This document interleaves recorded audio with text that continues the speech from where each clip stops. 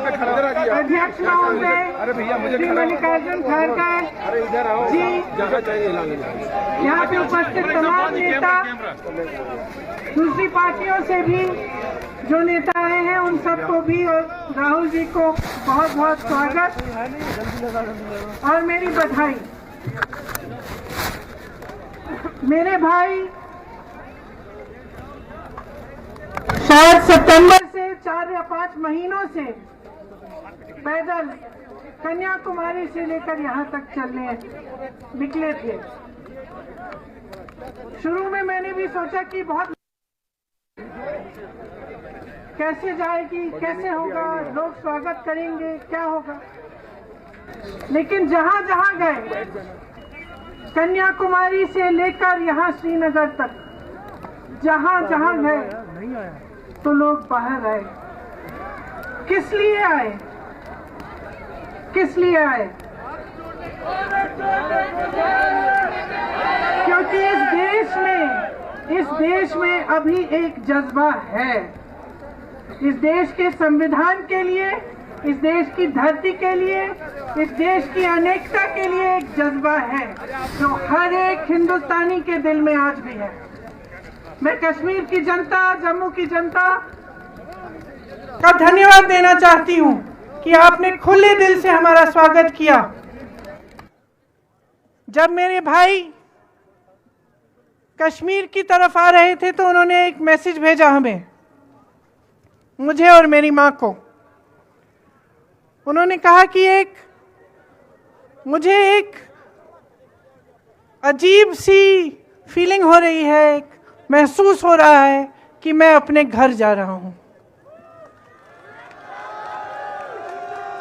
और उन्होंने कहा कि और मुझे लगता है कि जब मेरे परिवार वाले मेरा इंतजार कर रहे हैं, वो आकर मुझसे गले लगते हैं, उनके आंखों में आंसू होते हैं, तो उनका दर्द, उनके जज्बात मेरे सीने में समा रहे हैं।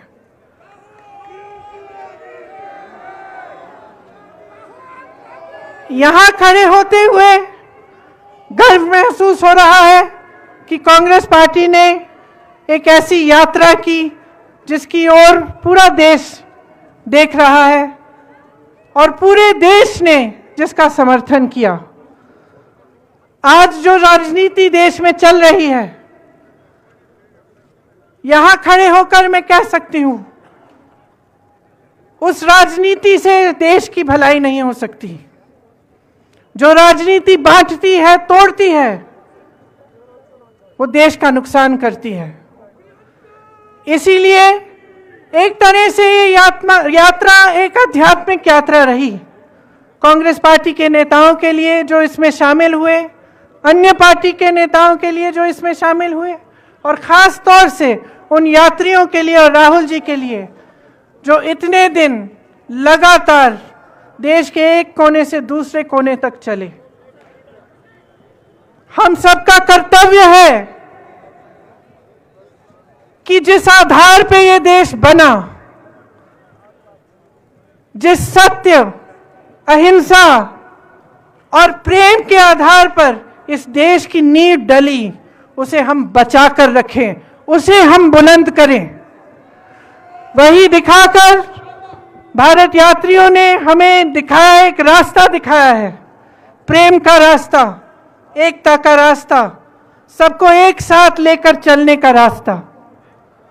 तो आज यहाँ बर्फ में खड़े हुए आप सबको मैं धन्यवाद देना चाहती हूँ, बधाई देना चाहती हूँ कि आपने हमारे देश में एक रोशनी की किरण दिखाई है, और मेरी आशा है कि यह रोशनी पूरे देश में फैलेगी, कि नफरत खत्म होगी और प्रेम ही इस देश को आगे बढ़ाएगा और आप सबको एक साथ जोड़ेगा।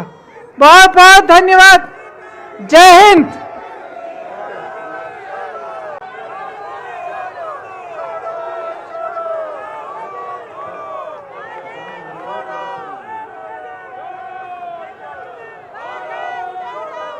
अजान हो रही है, थोड़ा रुक जाइए।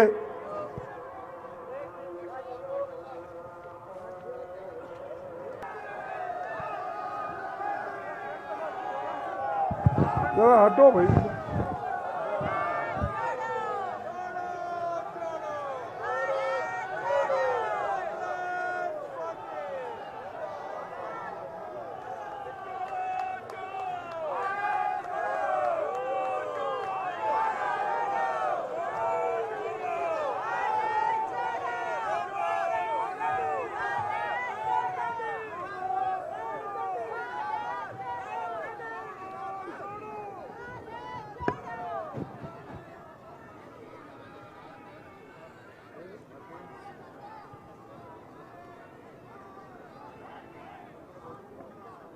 भारत जोड़ो यात्रा में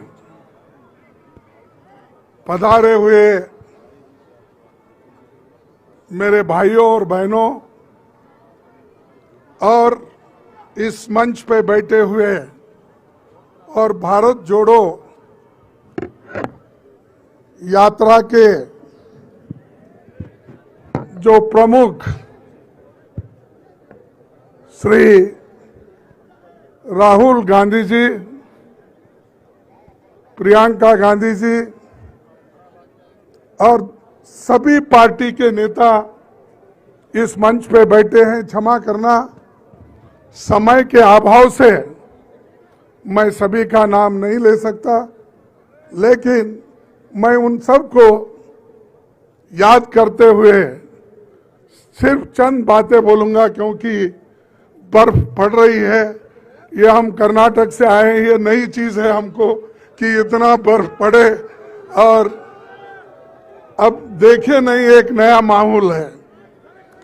और खास करके जब राहुल गांधी जी कन्याकुमारी से लेकर कश्मीर तक पैदल चलने का और भारत जोड़ो यात्रा का उन्होंने निर्णय लिया और चलने का उन्होंने इरादा किया, तब हम लोग घबरा गए थोड़े।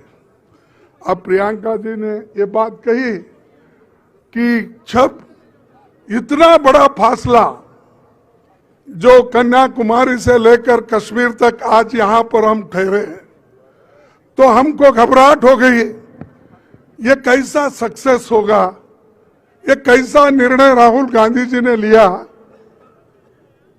लेकिन मैं उनके लिए एक शेर कह के शुरू करता हूं।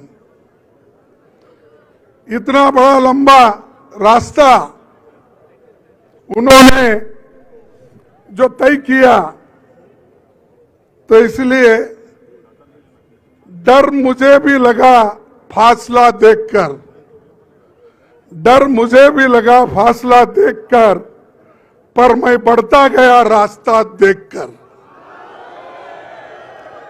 डर मुझे भी लगा फासला देखकर, क्योंकि कन्याकुमारी से कश्मीर तक, पर मैं बढ़ता गया रास्ता देखकर। खुद ब खुद मेरे नजदीक आती गई, खुद ब खुद मेरे नजदीक आती गई मेरी मंजिल, मेरा हौसला देखकर। तो ये उन्होंने जो इतनी बड़ी दूरी कंप्लीट की, इसीलिए मैं हमारे पार्टी के ओर से, सारे जनता के ओर से और सारे लोगों के ओर से उनको बहुत बहुत बहुत बधाई देता हूं। और उनके साथ जो यात्री चले, रात दिन उनके साथ रहे, बारिश हो, धूप हो, ठंडी हो, इसमें वो चलते हुए उनका साथ दिए 200 से भी अधिक लोग, उनको भी मैं धन्यवाद करता हूं और बधाई देता हूं। और से उसी के साथ साथ कश्मीर में, मुझे कश्मीर में जो 2-4 दिन में हमको उनके साथ जोड़ने का, लोगों का जो हौसला देखा, स्पिरिट देखी, तो देखने के बाद हमको ये महसूस हुआ कि कश्मीर के लोग सबसे ज्यादा उदार है, लिबरल है और सबको समेट लेते हैं। ये कश्मीरियत की एक बहुत बड़ी देन है। तो इसलिए दोस्तों, मैं यही कहूंगा कि उनकी जो ये यात्रा निकली, ये किसी चुनाव जीतने के लिए नहीं, सिर्फ कांग्रेस पार्टी को आगे बढ़ाने के लिए नहीं, ये उन्होंने यात्रा निकली नफरत के खिलाफ। आज जो बीजेपी और आरएसएस के लोग हर जगह नफरत फैला रहे हैं, उसलिए उन्होंने ये तय किया कि नफरत के खिलाफ हम लड़ते रहेंगे, लोगों को बताते रहेंगे और हर एक से मिलने की उन्होंने कोशिश की। बच्चों से लेकर बूढ़ों तक, टेक्नोलॉजिस्ट के साथ, डॉक्टर के साथ, इंजीनियर्स के साथ और विद्यार्थियों के साथ, छोटे मोटे दुकानदारों के साथ और छोटे मोटे जो रोजगार काम करते हैं उनके साथ, किसानों के साथ, सबसे मिले और बहुत से महिलाओं से, बच्चों से भी मिले। सब कुछ उन्होंने देखा और चल कर देखा, सिर्फ हवा में उड़ के नहीं देखा। जो मोदी साहब हमेशा हवा में ही उड़ते रहते हैं, आज यहाँ है, कल 8 दिन पहले मेरे कॉन्स्टिट्यूंसी में फिर रहे थे वो चुनाव को देखकर। तो वो आज राहुल गांधी जी ने एक सबूत आपको दिया कि वो कन्याकुमारी से लेकर कश्मीर तक जोड़ सकते हैं और जनता के जो मुद्दे हैं, इन्फ्लेशन हो, अनएम्प्लॉयमेंट हो, ये सारी चीजों के खिलाफ वो लड़ रहे हैं। और एक बात मैं आपको बताना चाहता हूं, मोदी जी, आरएसएस और बीजेपी के लोग इस देश में गरीब को गरीब रखना चाहते हैं और अमीर को अमीर बना रहे हैं। 1% लोग इस देश की 10% लोग इस देश के 72% संपत्ति को लूट रहे हैं और 50% लोगों के पास सिर्फ 3% संपत्ति है। तो इसीलिए हमको इसके खिलाफ लड़ना है और हम लड़ेंगे। खासकर जो कश्मीर की समस्या है, यहां पर उसको यूनियन टेरिटरी बनाया, जो कश्मीर को हम जन्नत कहते हैं, इस जन्नत को उन्होंने यूनियन टेरिटरी बनाया। लेकिन राहुल गांधी जी का इरादा है इसको असेंबली हम बनाएंगे और यहां पर स्टेटहुड लाएंगे और यहां असेंबली बनकर ये स्टेट बनेगा कश्मीर। इसीलिए हम पूरी ताकत लगाएंगे। समय की कमी रहने की वजह से मैं और ज्यादा कुछ नहीं बोलना चाहता हूं। उनको बहुत बहुत फिर एक बार बधाई देता हूं। और वो जो आज सड़क पे लड़े, बहुत लोगों से मिले, प्रेम से मिले और जैसा कि अभी बताया गया कि नफरत के बाजार में मोहब्बत का दुकान खोला और आप भी खोलो। और उसीलिए मैं आपसे यही कहूंगा कि आप इतने बर्फ होते हुए भी एक होकर जोश के साथ हमारा साथ दिए, उनका साथ दिए। आप सभी को धन्यवाद। और जो ऑल पार्टी के जो लोग यहाँ पर आए हैं, जो सारे विरोध पार्टी से, कन्याकुमारी से लेकर कश्मीर तक भी जो अपोजिशन पार्टी के नेता लोग हमसे जुड़े हैं, उनको भी मैं बहुत बहुत धन्यवाद देता हूं। तो इतना कहते हुए मैं और कुछ कहना नहीं चाहता। आप सभी को बधाई। आप सभी ने हमको देख लिया, हमारे साथ जुड़ गए। इसीलिए आपको फिर एक बार धन्यवाद देते हुए मेरे भाषण को समाप्त करता हूं। जय हिंद। आप एक ना, भारत जोड़ो, अरे जोर से बोलो, भारत जोड़ो, जोड़ो जोड़ो, जोड़ो जोड़ो, जोड़ो जोड़ो, जय हिंद, जय हिंद। राहुल गांधी, राहुल गांधी। आप सबको धन्यवाद। और मैं सभी को फिर एक बार नमस्कार करते हुए मेरे भाषण को समाप्त करता हूं। अब आपके सामने राहुल गांधी जी भाषण करेंगे, उनकी बात आप सुनिए। राहुल गांधी फैसिलिटी कर रहे हैं। कांग्रेस प्रेसिडेंट के लिए।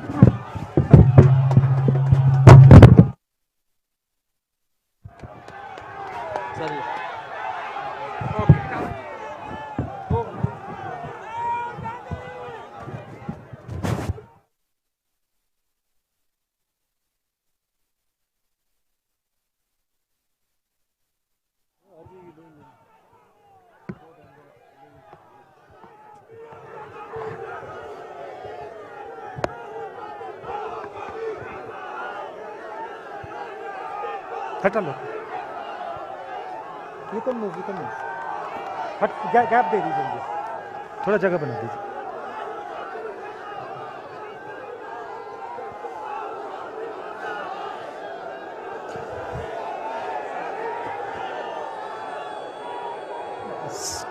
स्टेज पे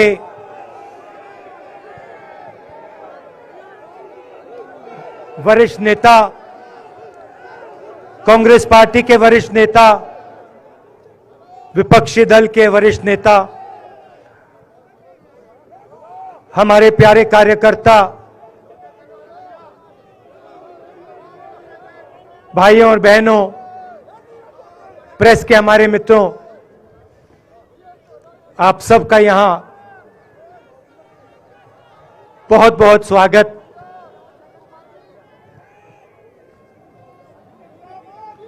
आप आज यहां बर्फ में खड़े हैं, मगर आप में से किसी को सर्दी नहीं लग रही है। आप बारिश में खड़े हुए, कोई भीगा नहीं। गर्मी में आपको गर्मी नहीं लगी, सर्दी में आपको सर्दी नहीं लग रही है, क्योंकि देश की शक्ति आपके साथ है।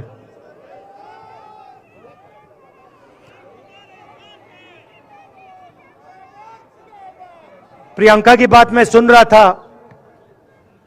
प्रियंका ने कहा मेरे मैसेज के बारे में, प्रियंका ने कहा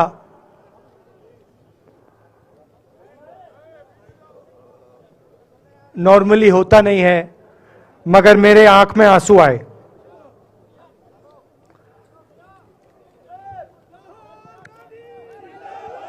क्योंकि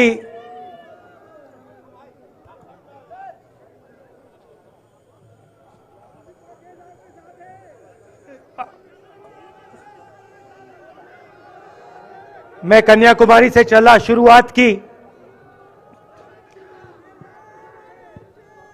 और पूरे देश में हम पैदल चले। मैं सच बताऊं,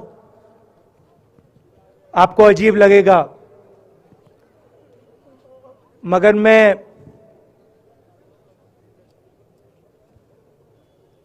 बहुत सालों के लिए हर रोज 8-10 किलोमीटर दौड़ता हूं। तो मैंने सोचा था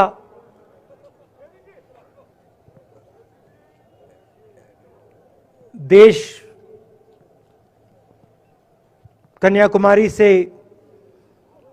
कश्मीर चलने में इतनी मुश्किल नहीं होगी। मेरे दिल में था कि आसान होगा, फिजिकली मेरे लिए ये मुश्किल काम, मैंने सोचा था मुश्किल काम नहीं होगा। शायद मैं काफी वर्जिश करता हूं, थोड़ा सा अहंकार आ गया, जैसे आ जाता है।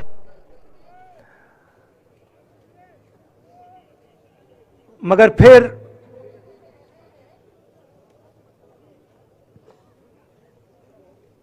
बात बदल गई।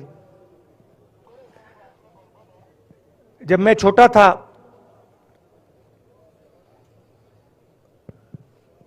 फुटबॉल खेलता था,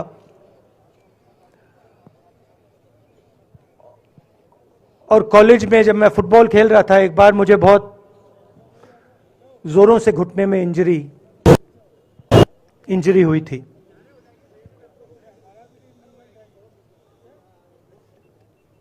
मैं उसको भूल गया था।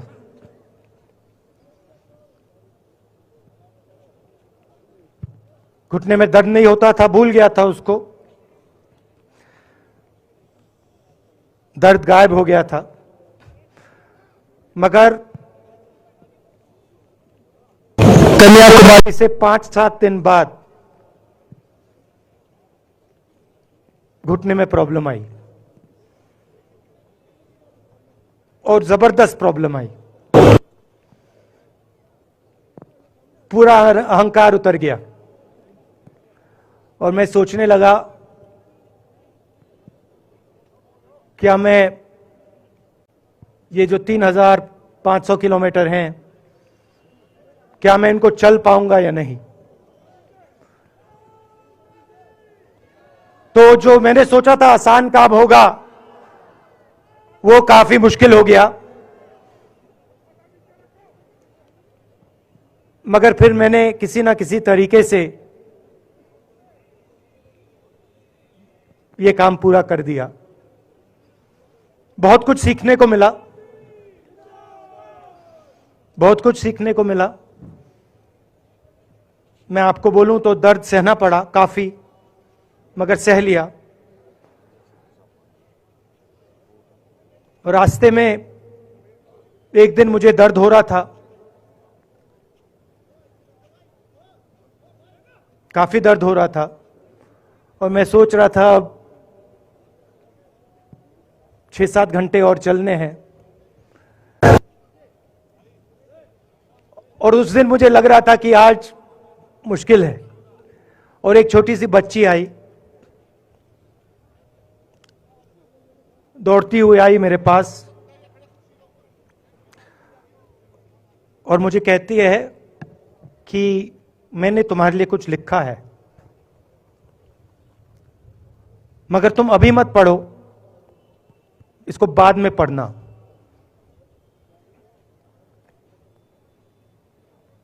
और फिर वो मुझे गले लग के भाग गई। फिर मैंने सोचा अब पढ़ता हूं क्या लिखा है।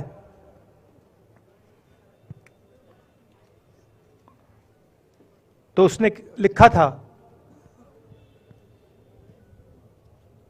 कि मुझे दिख रहा है कि आपके घुटने में दर्द है, क्योंकि आप जब उस पैर पे वजन डालते हो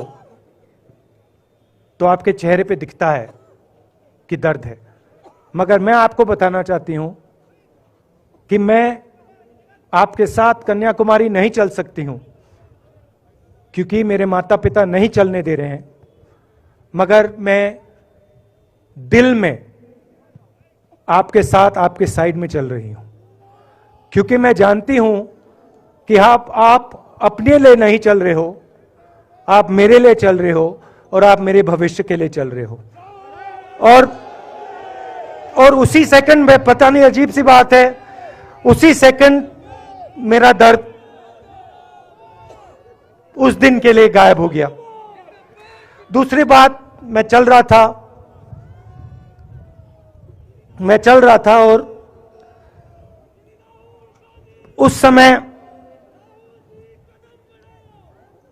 उसी समय वहां पे थोड़ी सर्दी बढ़ रही थी।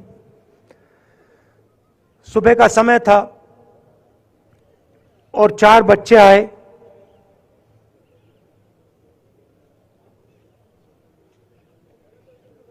पता नहीं कहना चाहिए या नहीं।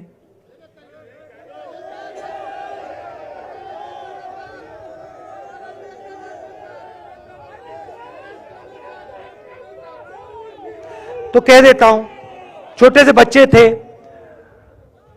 भिखारी थे, भीख मांगते थे, और मेरे पास आए।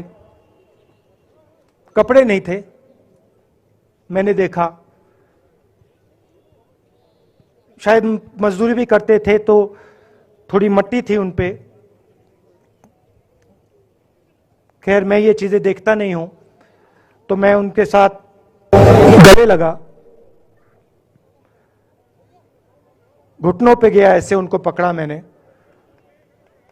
क्योंकि मैं उनकी लेवल पे रहना चाहता था। और फिर, नहीं सुनिए, मैं ये बात कहना नहीं चाह रहा था मगर कह दूंगा। तो उनको ठंड लग रही थी, वो कांप रहे थे, शायद उनको खाना नहीं मिला था, छोटे बच्चे मजदूरी कर रहे थे।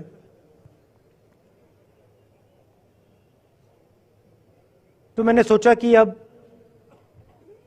अगर ये स्वेटर नहीं पहनते हैं, अगर ये जैकेट नहीं पहन रहे हैं, तो मुझे भी नहीं पहनना चाहिए। मगर मैं झिझका क्यों आपको बताना चाहता हूं, मैं झिझका क्यों आपको बताना चाहता हूं। जब मैंने ये खत्म किया, मैं चल रहा था, तो हमारे साथ एक व्यक्ति थे, उन्होंने मेरे कान में बोला, राहुल जी ये बच्चे गंदे हैं, इनके पास आपको ऐसे जाना नहीं चाहिए। तो मैंने उनसे कहा, वो आपसे और मुझसे दोनों से साफ हैं।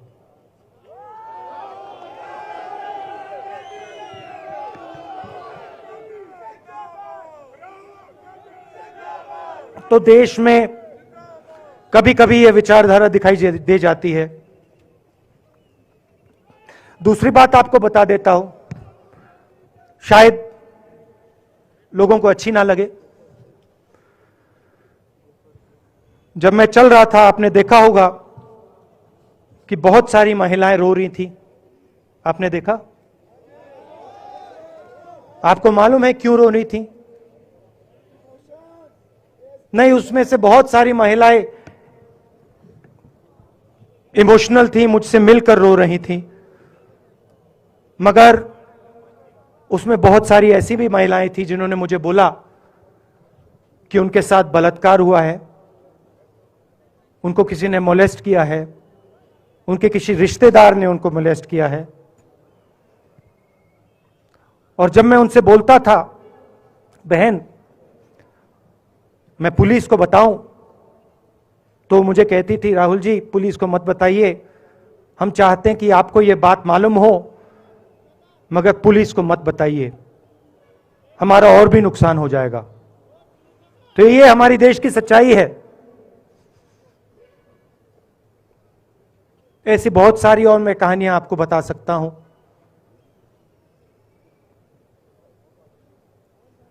तो फिर मैं कश्मीर की ओर आ रहा था और मैं सोच रहा था कि इसी रास्ते पे मैं नीचे से ऊपर जा रहा हूं। मैं सोच रहा था कि इसी रास्ते से सालों पहले मेरे रिश्तेदार नीचे से ऊपर आए, सॉरी ऊपर से नीचे आए, कश्मीर से इलाहाबाद गंगा की ओर गए। और मुझे ऐसा लग रहा था कि मैं वापस अपने घर जा रहा हूं।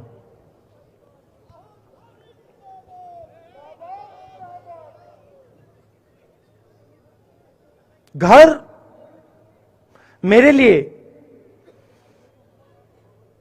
जब से मैं छोटा था, मैं सरकारी घरों में रहा हूं, मेरा अपना घर नहीं है।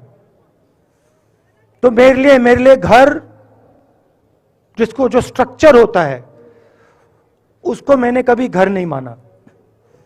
वो मेरे लिए, मैं कहीं भी रह लूं, वो एक इमारत होती है, वो घर नहीं होता है। घर मेरे लिए एक सोच है, एक जीने का तरीका है, एक सोचने का तरीका है।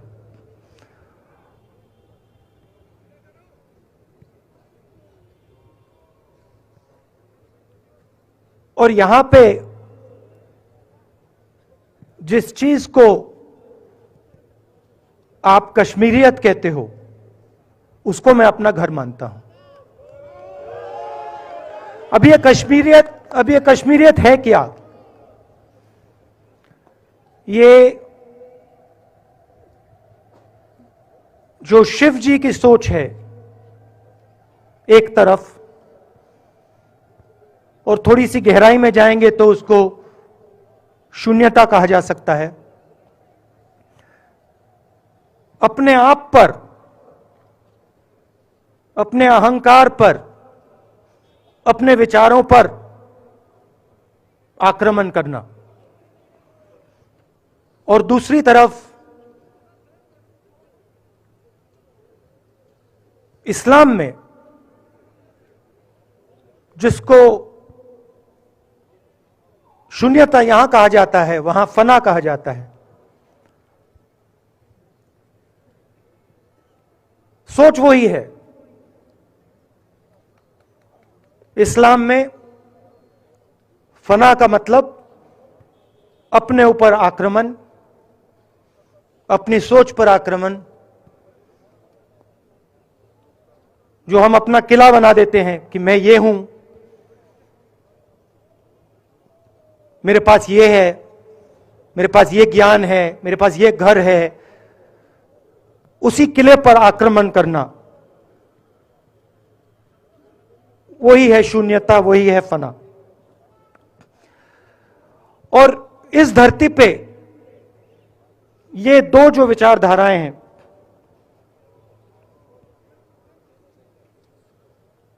इनका एक बहुत गहरा रिश्ता है, और ये सालों से रिश्ता है, जिसको हम कश्मीरियत कहते हैं। यही सोच बाकी स्टेट्स में भी है। गांधी जी वैष्णव जनतों की बात करते थे, जिसको हम यहां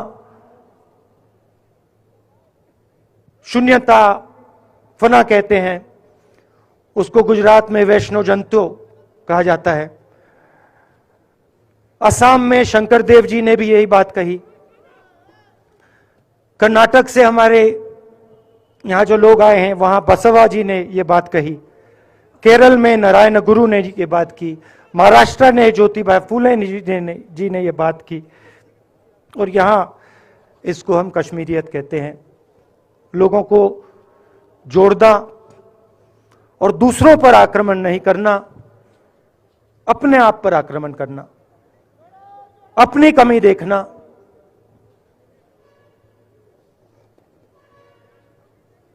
मैंने आपको कहा कि मेरा परिवार कश्मीर से गंगा की ओर गया था। इलाहाबाद संगम के बिल्कुल किनारे वहां पास में हमारा घर है।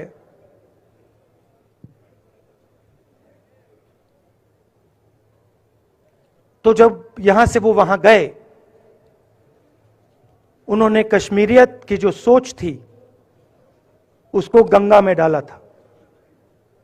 गंगा में ले गए उस सोच को, और उत्तर प्रदेश में उस सोच को फैलाया था, जिसको उत्तर प्रदेश में गंगा जमुना तहजीब कहा जाता है।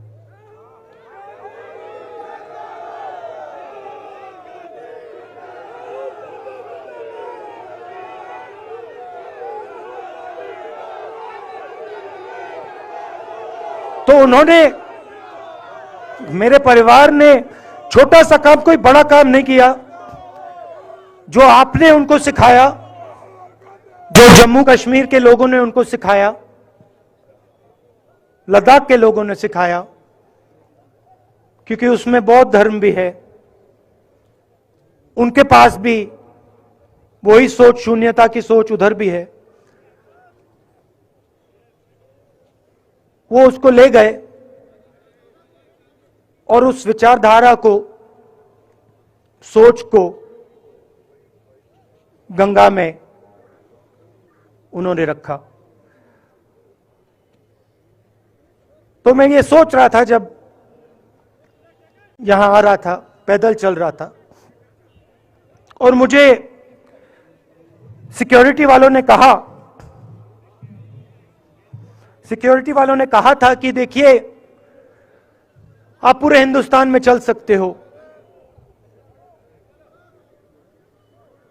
जम्मू में भी चल सकते हो, मगर आखिरी जो 4 दिन हैं कश्मीर में आपको गाड़ी से जाना चाहिए।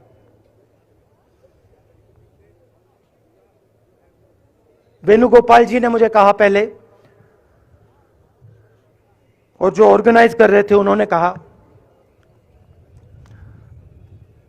3-4 दिन पहले एडमिनिस्ट्रेशन ने कहा कि देखिए, शायद डराने के लिए, कि देखिए अगर आप पैदल चलेंगे तो आपके ऊपर ग्रेनेड फेंका जाएगा।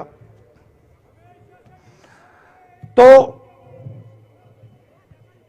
मैंने सोचा, नहीं सुनिए, मैंने सोचा कि ऐसे करते हैं, मैं अपने घर वापस जा रहा हूं,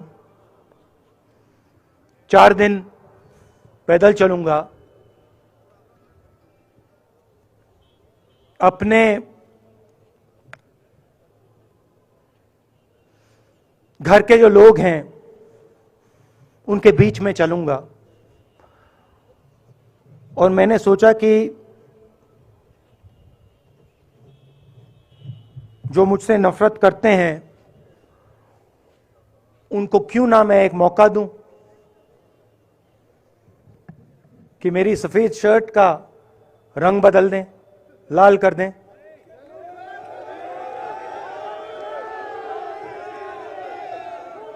क्योंकि मेरे परिवार ने मुझे सिखाया है, गांधी जी ने मुझे सिखाया है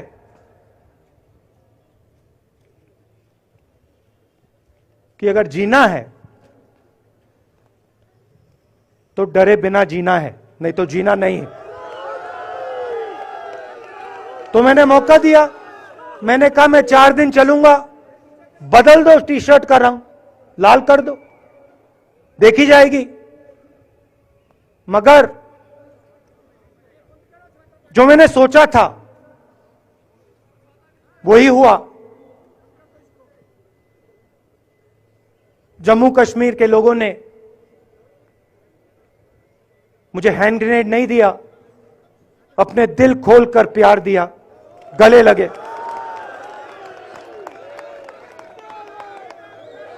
और मुझे बहुत खुशी हुई कि उन सब ने मुझे अपना माना, और प्यार से बच्चों ने, बुजुर्गों ने आंसुओं से मेरा यहां स्वागत किया। मैं अब जम्मू कश्मीर के लोगों से, और जो यहां हमारे सेना के लोग काम करते हैं, सीआरपीएफ के लोग काम करते हैं, उनको मैं कुछ कहना चाहता हूं। सबको, जम्मू कश्मीर के युवाओं को, बच्चों को, माताओं को, सबको, सीआरपीएफ के, बीएसएफ के, आर्मी के जवानों को, उनके परिवारों को, उनके बच्चों को मैं कहना चाहता हूं, देखिए मैं हिंसा को समझता हूं, मैंने हिंसा सही है, देखी है। जो हिंसा नहीं सहता है, जिसने हिंसा नहीं देखी है, उसे यह बात समझ नहीं आएगी। जैसे मोदी जी हैं, अमित शाह जी हैं, आरएसएस के लोग हैं, उन्होंने हिंसा नहीं देखी है।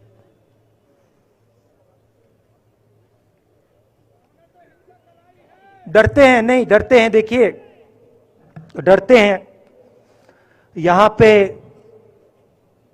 हम 4 दिन पैदल चले, मैं आपको गारंटी देके कह सकता हूं कि बीजेपी का कोई नेता ऐसे नहीं चल सकता है। और इसलिए नहीं क्योंकि जम्मू कश्मीर के लोग, इसलिए नहीं क्योंकि जम्मू कश्मीर के लोग उनको चलने नहीं देंगे, इसलिए क्योंकि वो डरते हैं। खैर, मैं अपने जम्मू कश्मीर के लोगों को, युवाओं को, बुजुर्गों को और आर्मी के लोगों को, सीआरपीएफ, बीएसएफ लोगों को थोड़ा सा बताना चाहता हूं। देखिए, मैं जब 14 साल का था, स्कूल में था, सुबह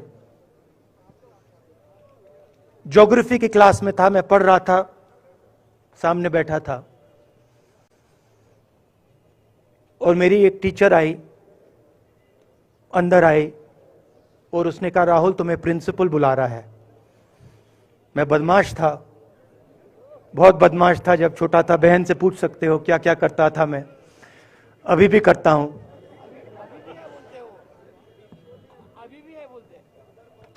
मैंने सोचा प्रिंसिपल बुला रहा है, मैंने कुछ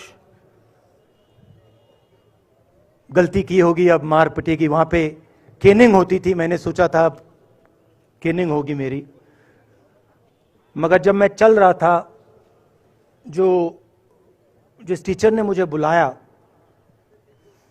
उसको देखकर मुझे कुछ अजीब सा लगा। और जब मैं प्रिंसिपल के ऑफिस पहुंचा तो प्रिंसिपल ने कहा, राहुल तुम्हारे घर से फोन कॉल है।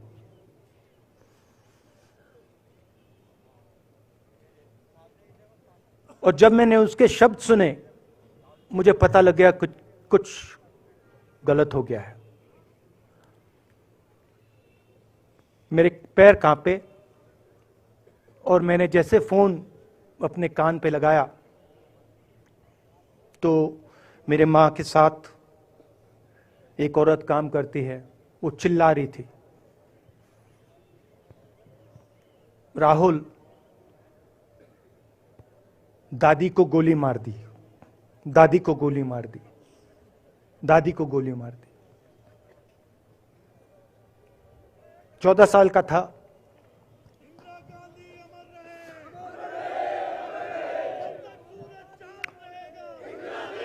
देखिए, ये जो मैं कह रहा हूं, ये जो मैं अभी कह रहा हूं, ये बात प्रधानमंत्री को नहीं समझ आएगी, ये बात अमित शाह जी को नहीं समझ आएगी, ये बात डोवल जी को भी नहीं समझ आएगी, मगर ये बात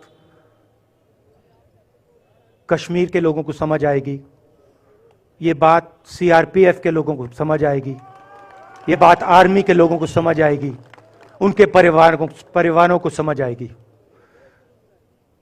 तो उन्होंने मुझे कहा, नाम ओंगमू है उसका, उसने कहा दादी को गोली लग गई, दादी को गोली लग गई। और फिर मुझे गाड़ी में वापस ले गए, प्रियंका को मैंने स्कूल से उठाया, मैं वापस गए।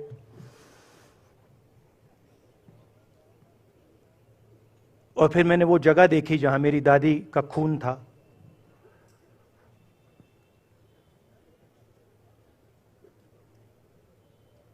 पापा आए, मां आई, मां बिल्कुल हिल गई थी, बोल नहीं पा रही थी।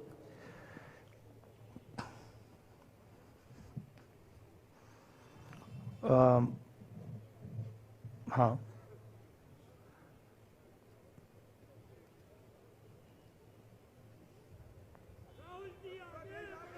फिर क्या हुआ, तो जब जो हम लोग हैं जिन्होंने हिंसा देखी है,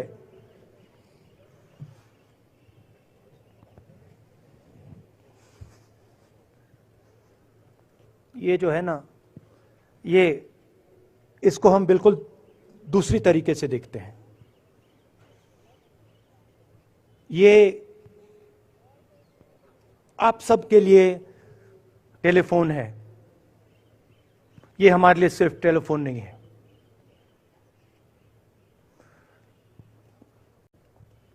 उसके बाद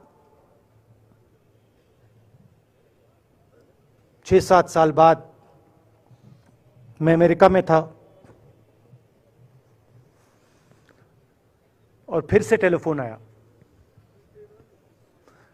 21 मई टेलीफोन आया,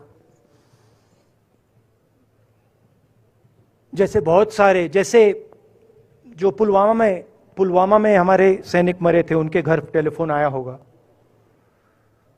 हजारों कश्मीरी लोगों के घर टेलीफोन आया होगा, सेना के परिवारों को टेलीफोन आया होगा, वैसा ही टेलीफोन आया।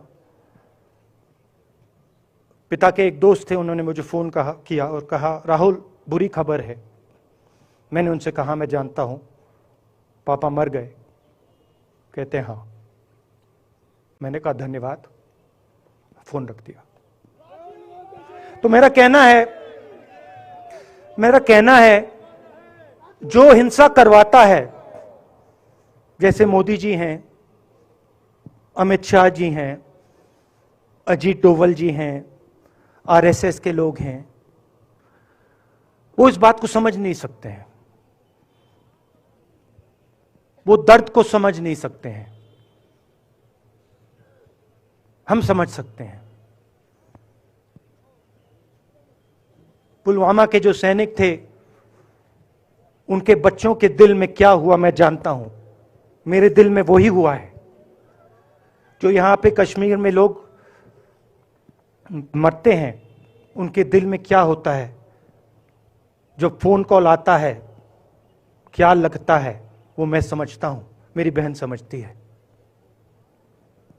तो कल किसी जर्नलिस्ट ने मुझसे पूछा, यात्रा का क्या लक्ष्य है।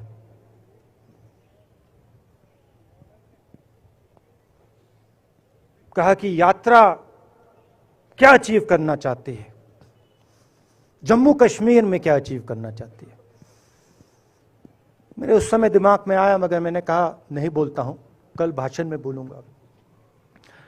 यात्रा का लक्ष्य है कि ये जो फोन कॉल हैं, चाहे ये आर्मी के हों, चाहे सीआरपीएफ के हों, चाहे ये कश्मीर के लोगों के हो, ये फोन कॉल बंद हो जाए।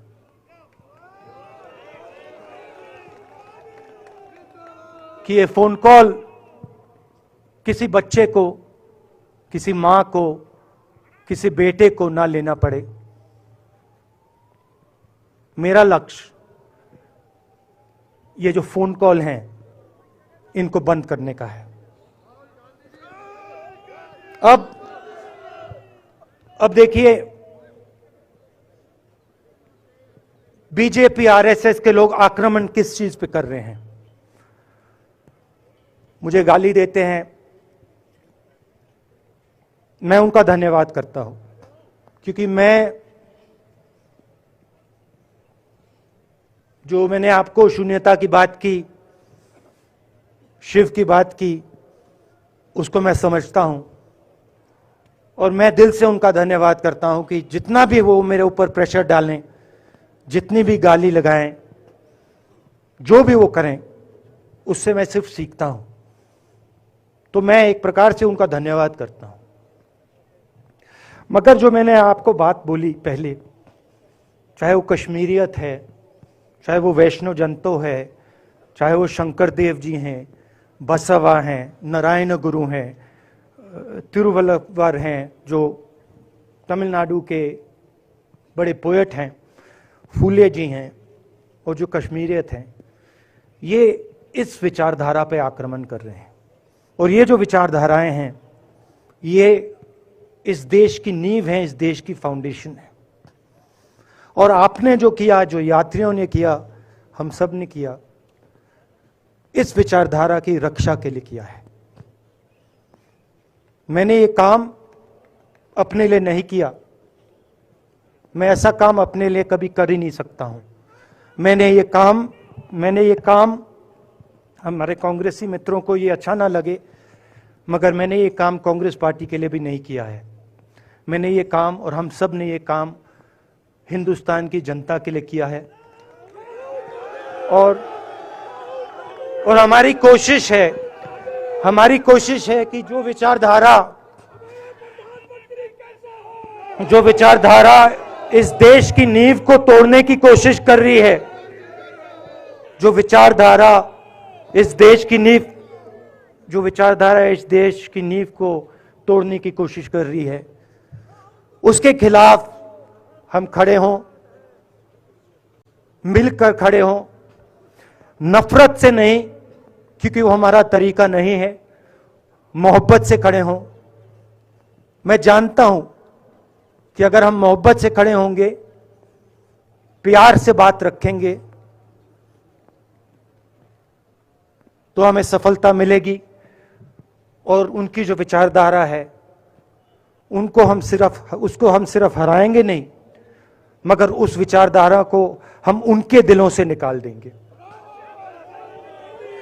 तो आपने, देश की जनता ने हमारा समर्थन किया। हमारी कोशिश है कि हमें, बीजेपी ने एक जीने का तरीका, राजनीतिक तरीका दिखाया है। हमारी कोशिश है कि हम एक और तरीका, जो हिंदुस्तान का तरीका है, मोहब्बत का तरीका है, वो हम देश को दिखाएं। हम देश को याद दिलाएं कि हिंदुस्तान मोहब्बत का देश है, इज्जत का देश है, भाईचारे का देश। तो हमने जो कहा था, छोटा सा कदम लिया है, बड़ा कदम नहीं है।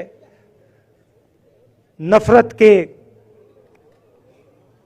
बाजार में मोहब्बत की दुकान खोलने की कोशिश की।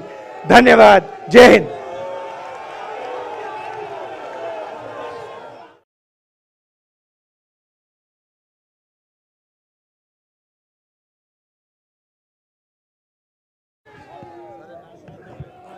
हम राहुल गांधी जी को, उनके सारे नेशनल ये जो पदयात्री थे, और यहाँ पर आज के मौके पर जो हमारे मेहमान दूसरी पार्टियों से आए थे, उनके लीडरान आए थे, CWC के मेंबरान थे, member parliament, chief ministers, PCC presidents, और जो भी यहाँ आज मौजूद थे, उन सब को शुक्रिया करते हैं और अभी फंक्शन को समापन करते हैं।